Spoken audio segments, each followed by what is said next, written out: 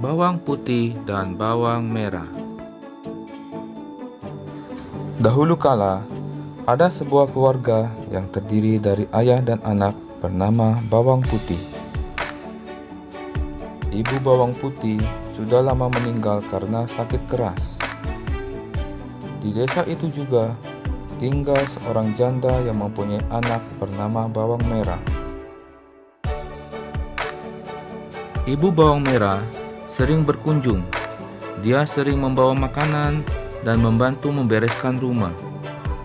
Supaya Bawang Putih tidak kesepian di rumah, ayah Bawang Putih menikah lagi dengan ibu Bawang Merah. Awalnya, Bawang Merah dan ibunya sangat baik kepada Bawang Putih. Namun, lama-kelamaan, sifat asli mereka mulai kelihatan. Ketika ayah Bawang Putih keluar untuk bekerja, mereka sering memarahi dan menyuruh Bawang Putih untuk mengerjakan pekerjaan rumah. Suatu hari, ayah Bawang Putih jatuh sakit dan meninggal dunia. Sejak saat itu, Bawang Merah dan ibunya semakin jahat kepada Bawang Putih. Semua pekerjaan rumah dikerjakan oleh Bawang Putih, seperti menyapu, membersihkan rumah, dan memasak. Sedangkan Bawang Merah dan ibunya selalu berdandan dan bermalas-malasan. Setiap pagi, Bawang Putih membawa keranjang pakaian yang akan dicucinya di sungai.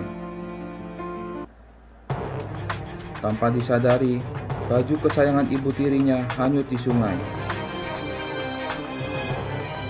Bawang Putih pun mencoba menyusuri sungai untuk mencarinya. Setelah lama mencari, Bawang Putih bertemu dengan pengembala yang sedang memandikan ternaknya. Pengembala itu mengatakan bahwa bajunya dibawa oleh seorang nenek.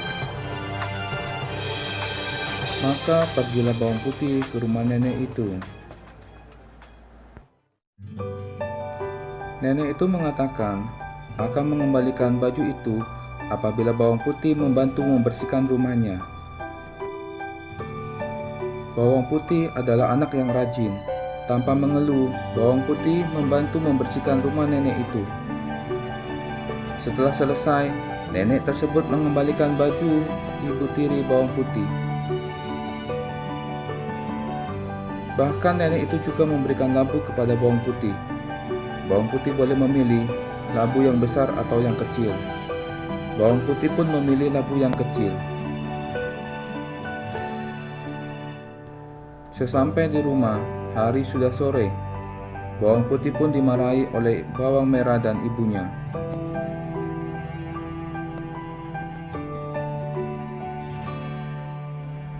Bawang Merah dan ibunya menyuruh Bawang Putih untuk menyiapkan makan malam.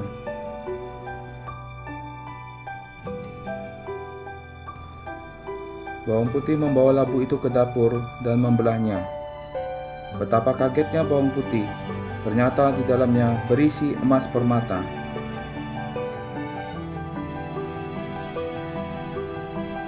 Bawang Merah dan ibunya langsung merebut emas dan permata tersebut. Mereka memaksa Bawang Putih untuk menceritakan asal labu itu. Setelah mendengar cerita itu, Bawang Merah dan ibunya yang serakah berencana melakukan hal yang sama. Bawang Merah dan ibunya dengan sengaja menghanyutkan pakaian di sungai.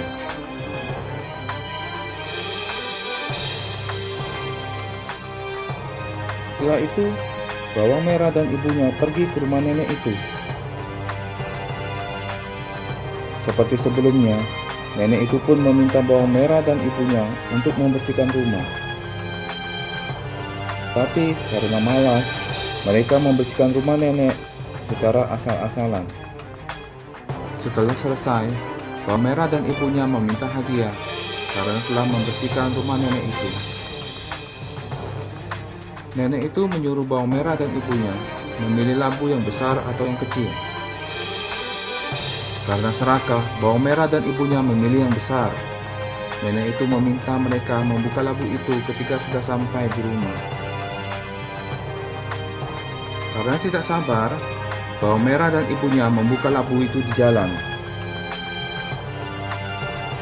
Tapi, bukan emas permata yang ada di dalam labu itu, melainkan binatang berbisa seperti ular dan kalajengking. Binatang tersebut langsung menyerang bawang merah dan ibu tirinya. Akhirnya, bawang merah dan ibunya meninggal. Setelah kematian bawang merah dan ibunya, bawang putih pun hidup sebatang kara. Walau demikian, karena bawang putih anak yang rajin, dia pun sukses seperti ayahnya. Masyarakat sekitar juga menyukai bawang putih karena mempunyai sifat yang baik. Bawang putih pun akhirnya hidup bahagia. Demikianlah cerita bawang putih dan bawang merah. Pesan moral dari cerita ini, kita harus menjadi anak yang rendah hati, rajin, dan tidak serakah.